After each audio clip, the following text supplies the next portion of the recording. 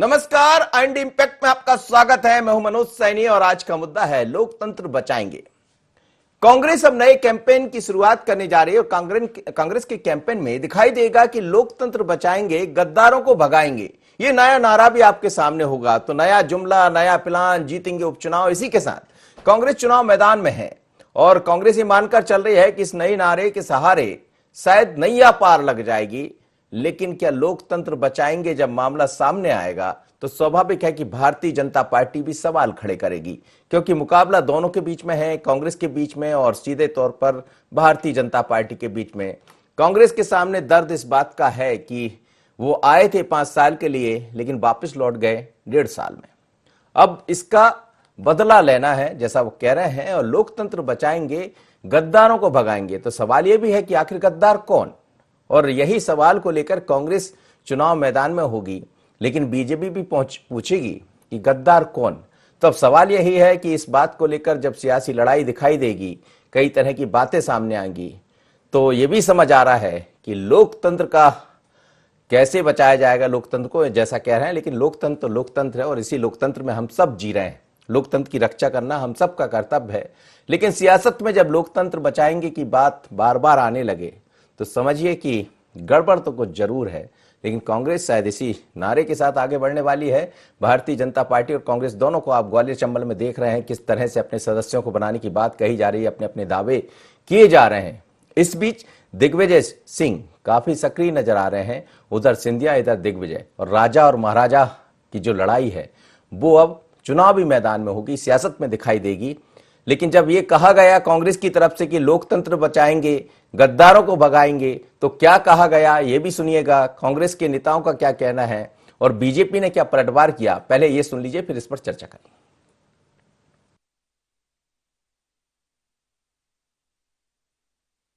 उपचुनाव में सबक सिखाया जाएगा। जो जनमत को जिस प्रकार से करोड़ों रुपए में खरीदा जा रहा है, कांग्रेस का कार्यकर्ता दुखी है और कांग्रेस का कार्यकर्ता सबक सिखाएगा। ये लोकतंत्र के लिए बहुत बड़ा खतरा है। 6 महीने बाद श्रीमान ज्योतिरादित्य का अवतरण पुनः ग्वालियर की धरती पर हुआ। वो खून का रिश्ता, पीढ़ियों का रिश्ता 6 महीने तक भूल गए थे। जब ग्वालियर की धरती पे लोग कोरोना से मर रहे थे, संक्रमण की विभीषिका से लोग हताहत हो रहे थे, तब वो खून का संबंध और पीढ़ियों का संबंध गायब हो गया।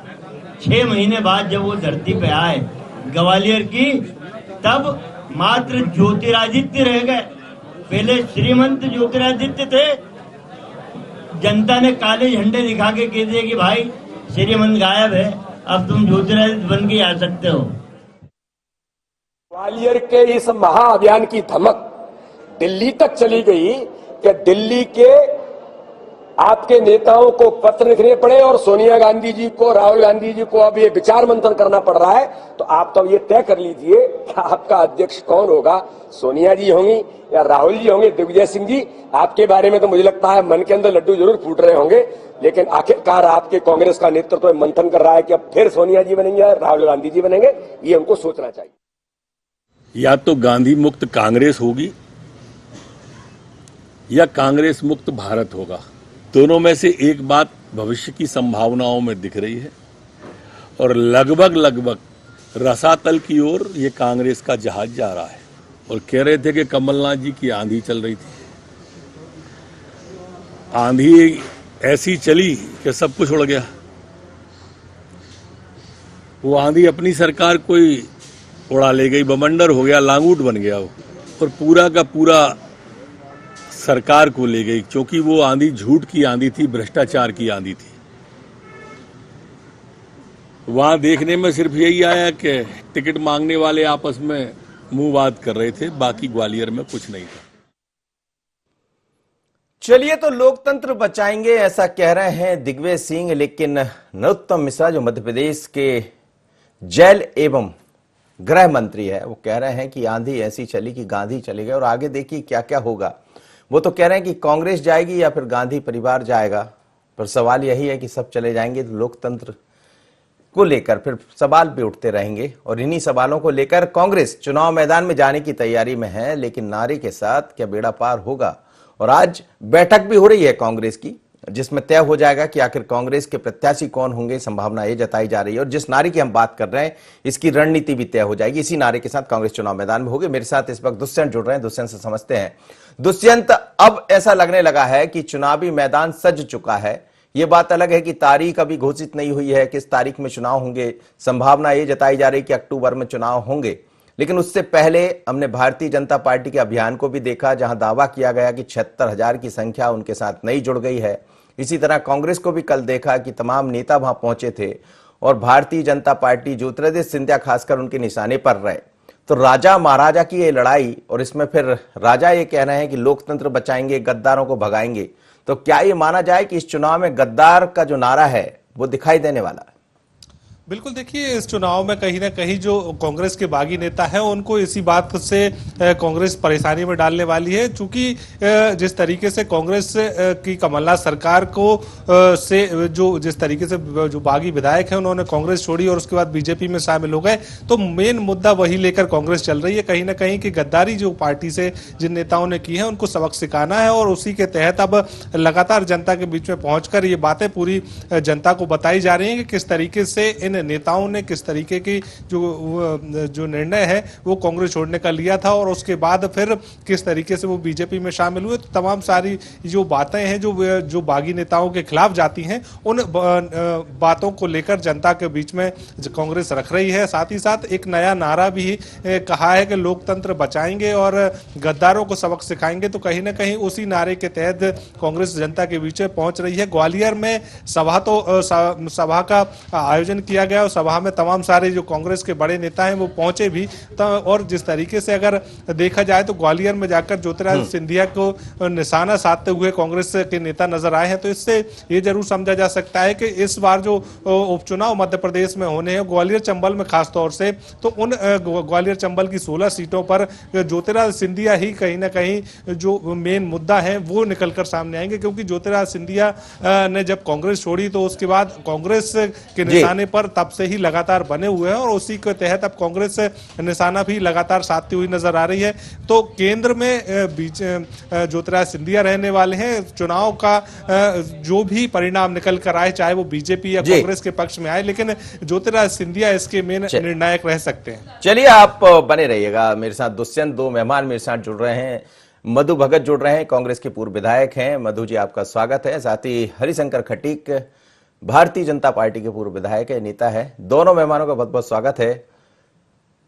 क्या कहेंगे मधु जी, जिस तरह से अब आप एक नया नारा लेकर सामने आ रहे हैं कि लोकतंत्र बचाएंगे, गद्दारों को सबक सिखाएंगे, अब सवाल तो फिर यह भी खड़ा होगा कि गद्दार कौन?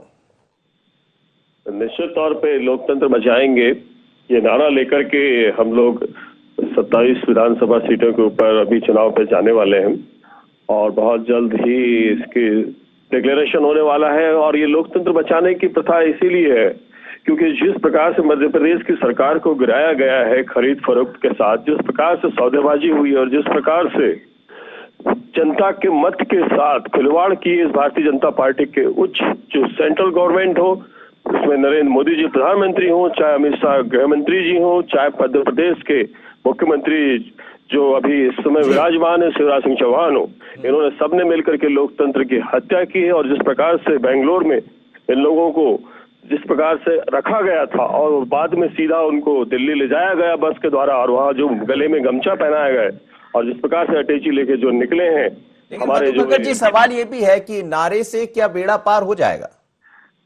देखिए भाई साहब, इसमें नारे से बेड़ा पार वाली बात ये है कि जिस प्रकार से जनता ने जो मत दिया था कमलनाथ जी की सरकार को और जिस प्रकार से कमलनाथ जी की सरकार अपना काम कर रही थी, उस काम से घबरा करके मध्य प्रदेश के अंदर जिस प्रकार की लोकतंत्र की हत्या हुई है और खरीद फरोख्त हुई है, तो अब ये बताइए कि विश्वास कैसे होगा जनता का?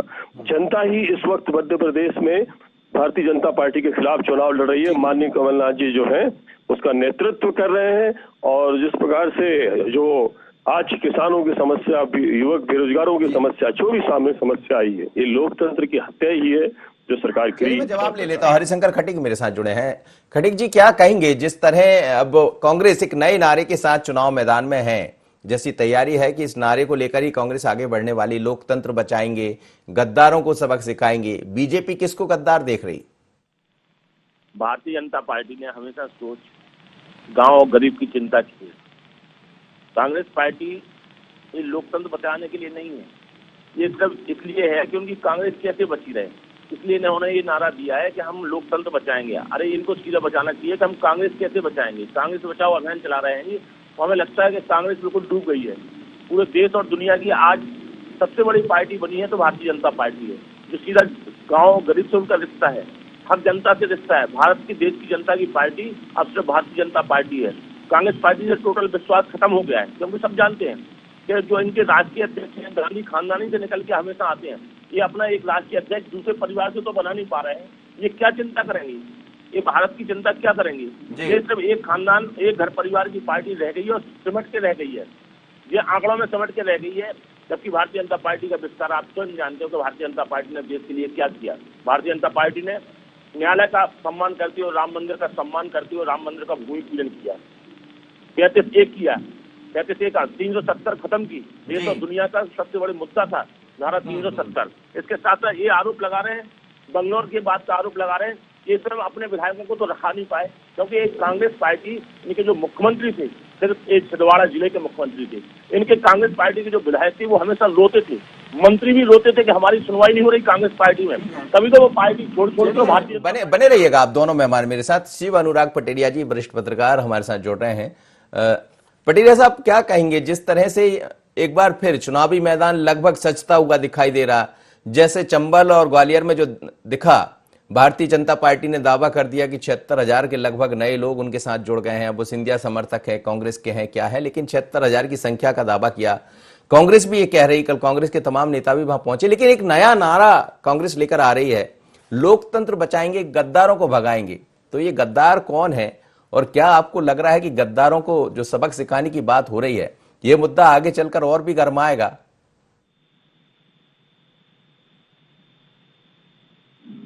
जी जी, मेरी आवाज आप सुन पा रहे हैं?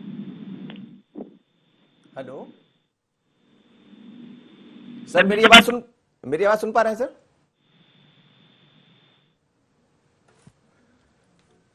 चलिए फिर से हम लौटेंगे, अभी मधु भगत जी के पास चलते हैं। मधु भगत जी, जो कह रही हैं भारतीय जनता पार्टी, आपने सुन लिया होगा, वो ये कह रहे हैं कि परिवार को तो बचा नहीं पा रहे हैं आप, सिर्फ उसी में लगी रहती कांग्रेस, लोकतंत्र को क्या बचाएंगे?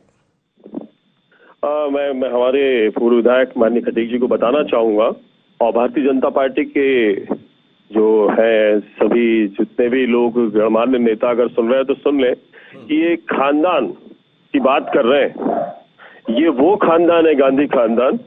जरा इनसे पूछ लीजिए कि बलिदान की परिभाषा क्या होती है। भारतीय जनता पार्टी का एक नेता बता दीजिए कि गांधी खानदान जैसा बलिदान दिया हो। और ये वो खानदान है जो 1880 के बाद से गांधी जी के साथ महासचिव रहते हुए, उसके बाद उस गांधी परिवार ने अपना नेहरू जी ने इसको आजादी के समय से लेकर के पूरा सहयोग किया है गांधी जी के साथ मिलकर के। और ये वो गांधी खानदान है जिसके 2-2 लोग शहीद हुए हैं, 3-3 लोग शहीद हुए हैं। सबसे पहले तो ये बोलना छोड़ दें कि गांधी खानदान की पार्टी है। मधु भगत जी, आप बने रहिएगा, मेरे साथ शिव अनुराग पटेरिया जी जुड़े हैं और मैं उनसे भी बात कर लेता हूं, वरिष्ठ पत्रकार हैं। पटेरिया जी, क्या कहेंगे जिस तरह से कांग्रेस एक नए नारे के साथ चुनाव मैदान में जाने की तैयारी है कि लोकतंत्र बचाएंगे, गद्दारों को सबक सिखाएंगे। अब सवाल ये भी खड़ा होगा कि गद्दार कौन है, ये बीजेपी भी पूछेगी और कांग्रेस भी पूछेगी। निश्चित तौर पर नारों का, जुमलों का अपना बात होता है, जो आपके रैंक एंड फाइल में उसमें उत्साह करते हैं। लेकिन कल तक आप भाजपा को जुमला पार्टी कहते रहे और फिर आप जुमले पे आप पहुंच गए। देखिए, एक अंग्रेजी का फ्रेज है जिसमें कहा जाता है action speaks louder than the word, यानी आपका काम आपके शब्दों से ज्यादा प्रचारित करता है, ज्यादा प्रभावशाली होता है। मुझे लगता है कांग्रेस नारे दे अच्छी बात है, जुमले दे बहुत अच्छी बात है, लेकिन मैदान में कुछ करके दिखाए अच्छा होगा। डेमोक्रेसी, हेल्दी डेमोक्रेसी के लिए बहुत जरूरी है कि प्रजातंत्र में जो आपकी अपोजिशन पार्टी है वो उतनी ही ताकतवर होना चाहिए जितनी की सत्ताधारी दल है। जी, लेकिन सर जो मैदान अभी सजा ग्वालियर चंबल में, दावे दोनों के हैं। भारतीय जनता पार्टी के पास कितने कांग्रेस के कार्यकर्ता आए या सिंधिया समर्थक आए, 76,000 से ज्यादा का दावा है। कांग्रेस कह रही है कि हमारे साथ भी इतने ही लोग जुड़ गए हैं। ये जो मैदान आपको दिखाई दे रहा है, दोनों का अपने अपने दावे हो सकते हैं, चुनाव से पहले लड़ना भी चाहिए और दावे करना भी चाहिए, पर कहां देख रहे हैं आप कांग्रेस को? क्या नारे के सहारे बेड़ा पार हो जाएगा? देखिए, एक बुंदेलखंड की कहावत है, या तो बाप को दिखाओ या तेरे ही करो। अगर आपके पास संख्या है तो दोनों दलों से मेरा आग्रह है कि आप संख्या को सार्वजनिक करें और उसका प्रमाणीकरण करें कि वो नाम क्या है, वो लोग क्या है। कम से कम एक सैंपल सर्वे आप कर सकते हैं, एक सैंपल प्रेजेंटेशन कर सकते हैं। दूसरा, नारों वादों से कुछ नहीं होता है, नारे होते रहते हैं, वादे होते रहते हैं। जमीन पर आप उतर के दिखाइएगा, जमीन पर आपको दिखना चाहिए। जी बिल्कुल। मधु भगत जी, यही एक सवाल है कि नारों से क्या हो जाएगा, जमीन पर कितनी आपकी ताकत है, किस तरह से आप चुनाव मैदान में होंगे, ये बड़ा सवाल है। जी, निश्चित तौर पे भारतीय जनता पार्टी के भ्रष्ट शासन से मुक्ति पाकर के 15 साल में माननीय कमलनाथ जी की कांग्रेस की सरकार की बनी, और सरकार बनने के बाद जिस प्रकार से 15 महीनों में निर्णय लिए गए और जिस प्रकार से माननीय कमलनाथ जी ने एक मजबूत सरकार देने की कोशिश की, इस बीच में इतने सारे मिलावटखोरों को पकड़ा गया, माफियाओं को पकड़ा गया, युवक बेरोजगारों की बात रखी गई, 70% मध्य प्रदेश के युवकों को जोड़ने की बात की गई, इस रोजगार से उद्योग लगा करके बहुत सारी चीजें माननीय कमलनाथ जी ने 3 चरण में चरणबद्ध तरीके से किसान के कर्जे माफी करने की बात की, जिसमें 27 लाख किसान का कर्जा भी माफ हुआ, बिजली बिल 100 रुपए किया, 51,000 रुपए कन्या विवाह की राशि तय की, 600 रुपए 300 से बढ़ा के 600 रुपए। देखिए, सुनिए मेरे को बोलने दीजिए, क्योंकि लोकतंत्र बचाओ इसीलिए बोला जा रहा है। इतने अच्छे जब काम हो रहे थे तो भारतीय जनता पार्टी ने एक खरीद फरोख्त करके उस लोकतंत्र की हत्या की, जिसके अंदर जनता ने चुन करके माननीय कमलनाथ जी की सरकार बनाई। अब इसमें इन्होंने जिस प्रकार से खरीद फरोख्त की और लोकतंत्र की हत्या की, इसीलिए नारा बनाया कि लोकतंत्र जी, जनता आपसे भी ये पूछेगी कि हमने तो आपको 5 साल के लिए बैठाया था, क्यों आप अपने लोगों को नहीं संभाल पाए? और आज आप कह रहे हैं कि लोकतंत्र बचाएंगे। हमने तो लोकतंत्र बचाने के लिए आपको सत्ता में बिठाया था। हम निश्चित तौर पर जो हमसे भाग करके गए हैं, जिनको खरीदा गया है, जिस प्रकार से सरकार को गिराई गई है, उन 22 लोगों को, गद्दारों को भी सबक सिखाएंगे। भारतीय जनता पार्टी के उन गद्दारों को भी सबक सिखाएंगे जो मध्य प्रदेश के अंदर शासन में बने हुए हैं। जी जी, ये लोकतंत्र की हत्या मिल करके की गई षड्यंत्र, एक साजिश रही गई है। आज किसान मुंह ताक रहा है किसान कर्जे के लिए। वो गरीब जो मजदूर जब था, वो आज इस कोविड-19 में बैठ के घर में बैठ के 5 किलो राशन भीख में ले रहा है। ये सब क्या है? ये सारे तमाशे भारतीय जनता पार्टी ने बहुत सारी ऐसी बातें थी चुनाव से पहले। आप बने रहिएगा। हरिशंकर खटीक जी, जवाब दीजिएगा। ये जो सवाल है, ये जो नारा है कांग्रेस का नया नारा, लेकिन सवाल ये भी है कि वो कह रहे हैं कि आपने हमारी सत्ता को गिरा दिया, वरना हम तो लोकतंत्र की रक्षा के लिए आए थे। सबसे पहले तो हम आपको बताना चाहते हैं कि हमारा नाम हरिशंकर खटीक है, पूर्व विधायक नहीं वर्तमान विधायक है, 12,000 वोट से चुनाव जीते हैं, पूर्व मंत्री हैं। और ये भाई मधुसूदन जी बोल रहे हैं, इनसे हम एक ही चीज पूछना चाहते हैं कि आपने कहा था कि 2 लाख तक का हम किसानों का कर्जा माफ करेंगे। 2 लाख तक का एक किसान का मकसद अगर माफ हुआ हो तो हम आज भी राजनीति से छोड़ने के लिए तैयार हैं। दूसरा, हम इनको ये बताना चाहते हैं, इनने कहा था कि हम युवाओं बेरोजगारों के साथ में उनको 4,000 बेरोजगारी भत्ता देंगे। अगर किसी मकसद के एक युवा को 4,000 बेरोजगारी भत्ता मिला हो तो हम जीवन भर के लिए इनके लिए वो रहेंगे कि हम इनके एहसान बंदे कांग्रेस पार्टी ने कुछ किया है। कभी कुछ नहीं किया इनने। बीजेपी सरकार ने हमारे मध्य के मुख्यमंत्री शिवराज सिंह चौहान जी ने संबल योजना दी, मध्य की धरती पे ऐसी योजना दी जो आज गरीब से हर सहारा, माने एक बेसहारा व्यक्ति के लिए सहारा बनी थी। इन्होंने बेसहारा उस योजना को, संबल योजना को बंद करके इन्हें नया सवेरा योजना दी। नया सवेरा योजना के माध्यम से जब तक 1.5 साल इनकी सरकार रही, इन्होंने सुविधाएं देना बंद कर दिया था। बीजेपी में आज भारतीय जनता पार्टी में कांग्रेस पार्टी छोड़ करके सब लोग आने के लिए तैयार है। और देखना, अभी इसी 27 विधानसभा में हमारी भारतीय जनता पार्टी 27 सीटों पर जीतेगी। दूसरा, जो कांग्रेस छोड़ के जा रहे हैं वो एक सम्मान की स्थिति में भारतीय जनता पार्टी में आ रहे हैं। वो लगातार लाइन लगी हुई है कि हमें तो भारतीय जनता पार्टी में रहना है। आपका भी कोई नारा होगा क्या? जैसे कांग्रेस कह रही है कि लोकतंत्र बचाएंगे, गद्दारों को सबक सिखाएंगे, आप भी कुछ नया नारा लेकर आ रहे हैं इस बार? अरे लोकतंत्र नहीं बचा पा रहे हैं, कांग्रेस के लिए स्वयं कांग्रेस बचाने का अभियान चला रहे हैं, लेकिन कि कांग्रेस ही नहीं बचेगी, कांग्रेस ही डूब जाएगी, कांग्रेस ही पूरी खत्म हो जाएगी। कांग्रेस में क्योंकि अब बचा ही नहीं है कुछ भी। एक घर एक खानदान की पार्टी कांग्रेस पार्टी बन के रह गई है। अभी राष्ट्रीय अध्यक्ष का व्यवहार चल रहा है, कभी मां बन जाती है तो कभी बेटा बन जाता है, कभी बेटा बन जाता है तो कभी मां बन जाता है। ये कांग्रेस के नेता स्वयं खानदान, एक खानदान ज्यादा। पटेरिया साहब, शिवनाथ पटेरिया जी, जिस तरह से आप देख रहे हैं, बात वही हो जाती है कि एक परिवार, एक तरफ लोकतंत्र बचाने की बात होती है, दूसरी तरफ परिवार के ऊपर जाकर पूरी आंखें टिक जाती है और विपक्ष के निशाने पर परिवार आ जाता। लेकिन ऐसे में लोकतंत्र की बात करना, लोकतंत्र का बचाना हम सबकी जिम्मेदारी है। लेकिन क्या जो कांग्रेस कह रही है वो कर पाएगी? देखिए, कांग्रेस के पास करने के लिए बहुत से अवसर हैं, बस अवसरों को भुनाना आपको आना चाहिए। दरअसल एक असीमित और अपरिमित आसमान का खुला हुआ है। डेमोक्रेसी में जनता जिसके साथ होगी, मतदाता जिसके साथ होगा, वही उसी का तिलक होगा। तो सबसे बड़ी बात है, लोग जुमले दें, नारे दें, कोई तकलीफ नहीं है। मुझे लगता है लोगों को कन्विंस करें। सबसे अच्छा होगा कि 15 महीने के काज के बारे में कांग्रेस लोगों को बताए कि हमने क्या किया था, और भाजपा ये बताए कि उसने 15 साल में क्या किया था और अभी 5 महीने में क्या किया है। मुझे लगता है निर्भीक विवेचन इससे हो जाएगा। जुमलों से, नारों से सिर्फ माहौल बनता है, मतदाता का मन मुझे लगता है इससे नहीं बनता। मतदाता तो जानता है कि इंटरव्यू से क्या लाभ हुआ है, क्या हानि हुई है। तो दोनों दलों से मेरा बहुत ही विनम्र आग्रह है, कांग्रेस से भी है, कि सत्ता की खामियां निकालिए, लेकिन सबसे बड़ी बात है कि 15 सरकार ने क्या किया ये लोगों को बताइएगा। अगर उनको अच्छा लगेगा, उनको लगेगा उनके साथ धोखा हुआ, तो आपके साथ आएंगे। और उनको लगेगा कि आप अकर्मण्य थे, आप नहीं कर पाए, आप सिर्फ 3 नौकरों की सरकार चला रहे थे, तो फिर आपके साथ कोई नहीं आएगा। जी जी, बहुत बहुत धन्यवाद सर आपका। और मधु भगत जी, एक छोटी सी प्रतिक्रिया आपसे चाहूंगा। क्या नारे से, जैसा शुरुआत में भी मैंने कहा था और वही पटेरिया साहब भी कह रहे हैं कि नारे लगाने से काम हो जाएगा, क्योंकि जरूरत पड़ेगी कार्यकर्ताओं की। बीजेपी का दावा कि काफी कार्यकर्ता तो आपके आ गए और 27 विधायक गए हैं, तो कार्यकर्ता भी भारतीय जनता पार्टी में तो चले ही गए होंगे। निश्चित तौर पे आपने एक आखिरी प्रतिक्रिया में देना चाहूंगा।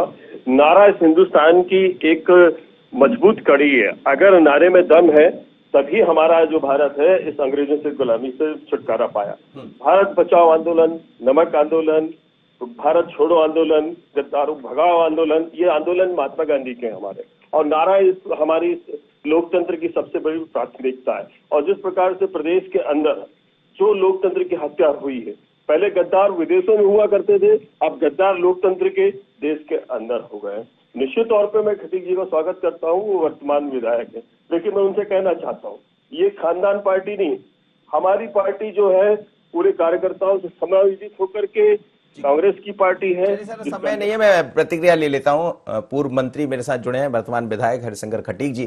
खटीक जी, इस पर प्रतिक्रिया दीजिएगा। मधु भगत कह रहे हैं, वो आपने सुन लिया होगा।